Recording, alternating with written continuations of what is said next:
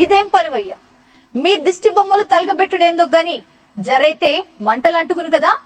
RTC driver Shankar Goud ఆత్మహత్యకు నిరసనగా BRS leader Vinay Bhaskar ఆధ్వర్యంలో సీఎం రేవంత్ రెడ్డి దిష్టి బొమ్మను తగులబెట్టిండ్రు. అది కాలుడేమో కాని జరైతే మనుషులకు అంటుకునే